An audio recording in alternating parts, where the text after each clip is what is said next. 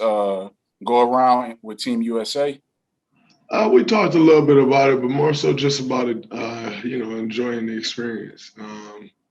This you get these once in a lifetime experience, and it's essentially a 2.5 week thing, and it flies by. So really, just enjoying the experience and making the most out of it.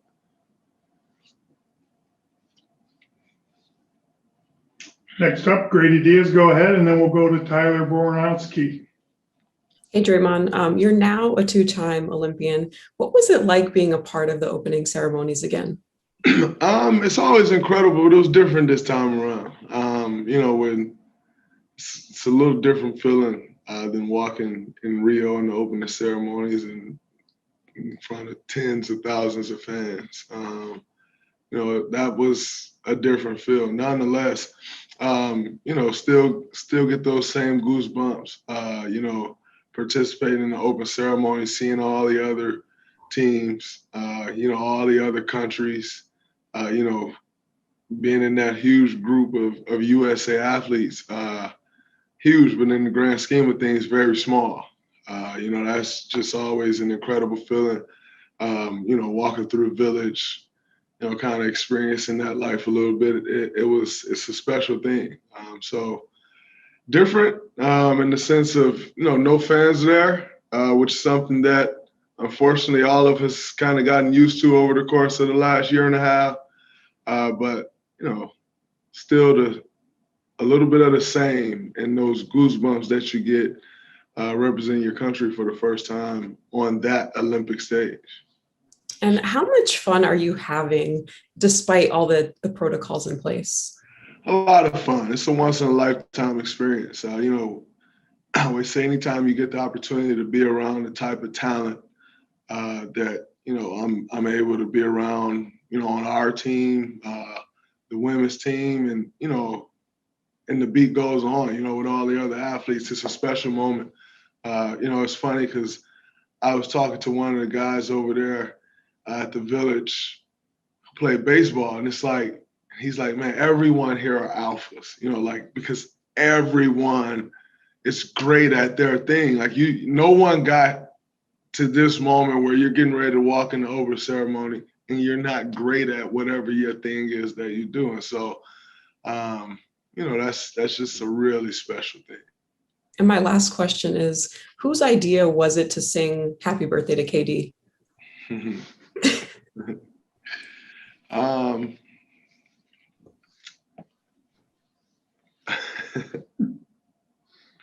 I enjoyed it. Okay. I enjoyed it. Thank you. Tyler, you're up, and then we'll go to Fargo Franklin. Hey, Draymond, just curious, what do you think is the biggest challenge that France presents you guys? The one thing that we can never overcome or that we can never ignore is their experience. We can definitely overcome it because we can't win. But their experience in playing together, a lot of these teams have been playing together for 5-10 years, and the consistency, the continuity that they have in their offense, the familiarity that they have amongst each other. That's the one thing that we can never substitute for. In saying that, we always feel that we're the best in the world, and we like to go out and try to prove that. They play with great pace. They have tremendous size, but I still think the challenges that we can pose, no one else in the world can pose those same challenges. So, we're looking forward to that matchup. Next up will be Fargo Franklin, and then we'll go to Mike Finger. Hey, Draymond, how you doing today? Good. How are you? I'm well. What does it mean to you to see journeymen like PJ Tucker and Drew Holiday win a ring? I wouldn't call Drew Holiday a journeyman. A guy who's in his 12th or 13th season on his third team. I wouldn't necessarily call him a journeyman. PJ Tucker, who's in his 10th or 11th season, and on his I mean, I'm not sure how many different teams PJ played for early in his career, but I know in this second stint in the NBA, spent a good amount of time with Phoenix, a good amount of time with Houston. I think he was, maybe with, Toronto 1 year, and then got the opportunity to play with the Bucks. I think it's special to see those guys win an NBA championship. I know the feeling, and it's a feeling like no other. So to see those guys experience that, you have an appreciation for it, and also gratitude. Just excited to see those guys live out for most of us what is a lifelong dream, and winning an NBA championship. So it's one of those things you sit there and watch it, and you still get chills. And if you don't, it's funny because we were all sitting downstairs watching that last game, and I was telling young KJ, I said, KJ, if you don't get chills watching this, you're in the wrong sport, brother. Like, it's a different experience. It's a different thing. And so, it's always special. And my second question is, we see a sprinkle of more minority and women coaches being recognized on a national level. What does it mean to you to see a little more diversity in the league? It's great. I think it's long overdue. It's not something I'm jumping off the wall about because they are positions that are well earned. I'm not shocked that Willie Green deserves an opportunity. So I think, we're finally seeing people get, our people especially get their due. But because we're finally seeing, people make the right decision and seeing people really give these coaches the opportunities that they deserve, it's not something that I'm bouncing off the wall about because it's something that is well deserved and it's long overdue. Thank you. Mike Finger, you're up, and then we'll go to Brian Windhorst. Hey, Draymond, as a guy who presumably had one certain impression from the outside of Pop and competing against him for so many years, have you been surprised at all by him, anything you've seen from him in the past couple of weeks, and kind of how has your impression of him changed in playing for him? I don't think my impression has changed much. He is as serious as you think he is. And if you knew a little bit about him at all, he jokes as much as you think he jokes, and so I think it's kind of that balance, extremely smart coach, a guy that I've been learning from, and I'm sure everyone else who's here has been learning from. So I wouldn't say it's much of a difference than what I thought. I had the opportunity, I think, to play my first All-Star game, if I'm not mistaken, for Pop. Maybe it was my first All-Star game, maybe not, but it was one of them. And he is that guy who, like I said, it's that balance of extremely serious when he needs to be serious and joking all the time when it's time to joke. When y'all lost those two games in Vegas, what was his reaction? Now, obviously they're exhibition games, but how did he treat you guys? His reaction was, this is good for us. Obviously, we don't want to lose, but we'd rather this happen now, than playing some teams that we're just going to completely destroy and then get over to Tokyo and play France the first game and realize we're not as good as we thought we were. So as much as it sucks to lose, those two losses only helped us. They didn't hurt us one bit. If anything, maybe you lost a little bit of the fear that, we've had in people's hearts for years, which you go out and do what you got to do and you can get that right back. Thank you, sir. Draymond. And then we'll go to Tim Reynolds.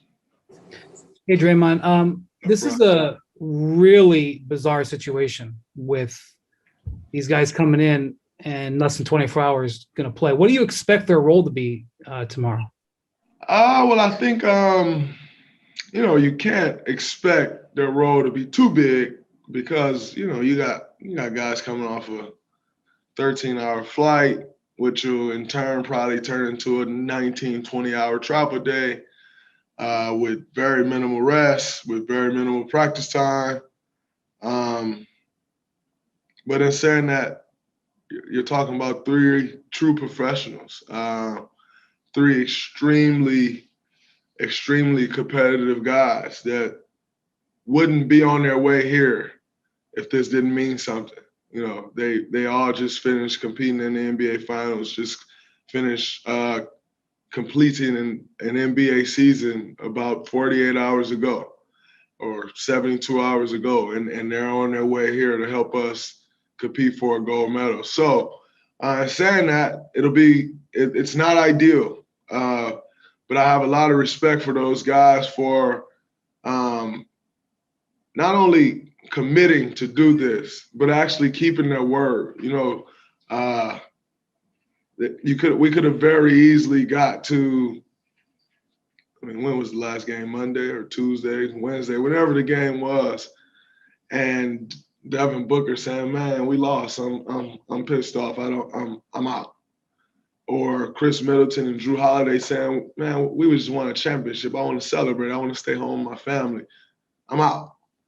Have tremendous amount of respect for those guys for seeing it through, seeing their commitment through, and it's on us to make sure that we do our parts in making sure that they are rewarded with what they ultimately came here for, which is to help us compete and win a gold medal. I know those guys said before the finals, during the finals, that they were committed, but you've been there. Was there some surprise amongst you guys that they actually all got on the plane last night and were on their way over there? I mean, that it actually did happen? I wouldn't necessarily say surprise because at the point that it's a surprise, you're doubting those guys' character, and I don't think neither one of those three guys has given anyone any reason to doubt their character, to doubt their competitive nature, to doubt who they are as men. And so to say you're surprised, I wouldn't necessarily say I'm surprised because they are who they are, but it is still very impressive. Did you guys, one more, I'm sorry. Did you guys were you guys, as you were watching, talking about man, can they do this? I'm just trying to get a gauge of what the inner team dynamic was, because I know that what a finals does and what it feels like when it's over, win or lose. We definitely discussed at some point, man, who you think gonna drop out?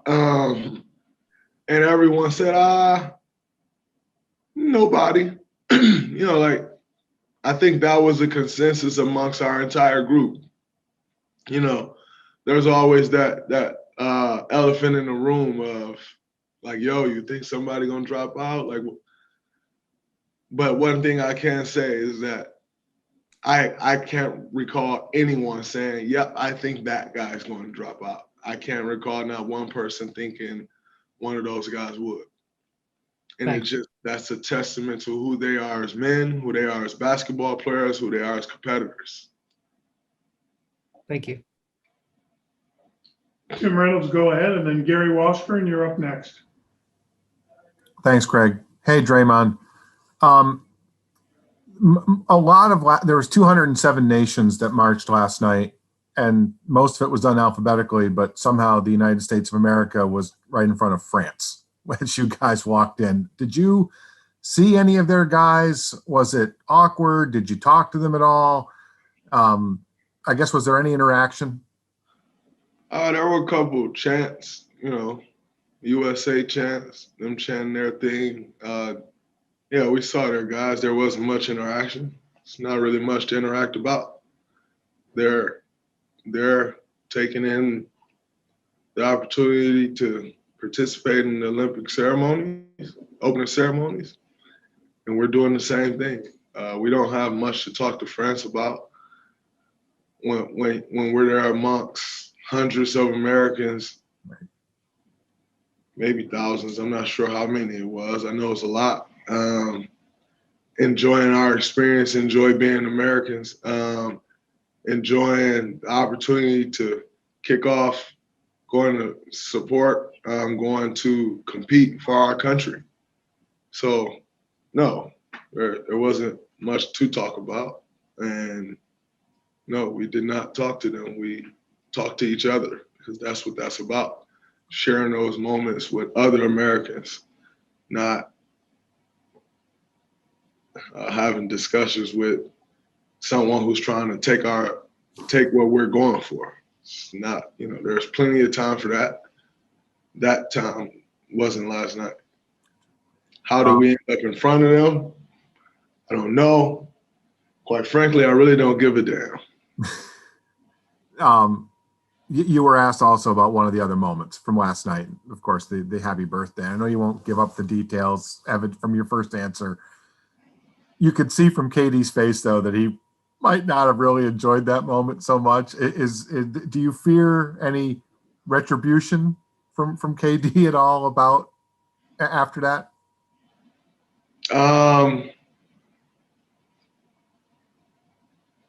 KD is KD. He's always doing something and plotting anyway. That's just who KD is. Always talking shit, as he's been doing this entire time. So, do I fear retribution? I don't know. I think that would require him getting back at me for something I did, and I'm not sure that I did something. So, we'll see. Thank you, Draymond. Gary Washburn, you're up, and then Joe Barton. Hey, Draymond, you were a talker on the floor, whether it's to yourself, to your teammates, to other players, or to the officials. In FIBA games, are the officials, do they know that? Are you saying, hey, man, I'm not trying, because you're not trying to get ejected, and it's a little different because NBA officials know who you are. They know your rep. In FIBA, do you kind of have to explain that or talk to them before the game to get that straight? No, I just don't really say much to them at all. I didn't say much to them in Vegas. It's not really much to say. Quite frankly, some of them may not even speak the same language as me. And so to waste my time, and not waste my time as in they are human beings, right? Like, still going to treat them as, with the same respect that you treat any human being. That goes without saying. But to say I'm going to sit there and talk to them, and I don't even know if they'll understand what the hell I'm saying. And so to waste that time and waste that energy, it's just not enough time in the game to worry about that. It's so many less possessions, so many, so many other things going on that I need to focus on. I don't know the FIBA game like I know the NBA game. So I quite frankly can't even sit there and argue a call unless it's like a basic foul, because some of the rules are just different, and we be figuring them out on the fly. Yeah. And so if anything, I'm sitting there asking like, hey, what about this? Like, what? Can you do this? Can you do that? And saying, do they know who I am? I'm sure most referees who's probably roughing the games probably watch the NBA. It's the greatest league in the world. So do they know who I am? Possibly, but it really doesn't matter. We're here to compete for a gold medal, and that's what it boils down to. That's what it's all about. And over your international experience, and you've had plenty of beefs and whatever's, discussions on the floor with plenty of opponents. You are not trying to meet friends in the NBA. Has there been a player that you guys initially looked side-eyed with Team USA because you guys maybe didn't like each other, but formed a friendship, or were cool, or played cards together, or had some type of bond when you guys actually got to know each other? You're saying, is there someone on our team? Team USA. No. There may be some guys from some other country that all of us really don't like, but we'll keep that amongst ourselves. But there was no one here that I didn't like. I think there are guys here that we're all getting to know each other, and you're learning more and more about each other. But I don't think there's no one here that I didn't like or get along with. And has this experience allowed you to have kind of chop it up more with Kevin? Yeah, we're around a lot, and Yeah. we're very familiar with each other. And we've won a lot together. So that familiarity, of course, allows you to chop it up a bit more. But it's not like, we needed this time to chop it up. Like, no, we've chopped it up quite a bit before this. So, Thank you. I got to roll in like 2 minutes, though, because the 3-on-3 game about to start. So, Joe, we'll finish up with you. Draymond, they play you with Dame, and they run some of the actions that you and Steph run on the Warriors. So I was just wondering, how similar is it to play with those two guys? it's very fun because I know if I crack his guy, he come off and light the other team up. So it's very fun. It's a very familiar situation for me to be in. Quite frankly, one that I enjoy and look forward to continuing to exploit as he gets more comfortable with me, as I get more comfortable with him. Quite frankly, you can't replace the 9 years of experience that Steph and I have together. But we have played against each other a ton. I know his strengths. He knows my strengths. And we like to play off those. And, they've produced some good moments for us along the way in Vegas, and they'll continue to get better because the familiarity will continue to grow. So I think it's a good thing for us. It's a good thing for, Coach Pop and staff, Coach Kerr, Coach Wright, LP, to know that we can go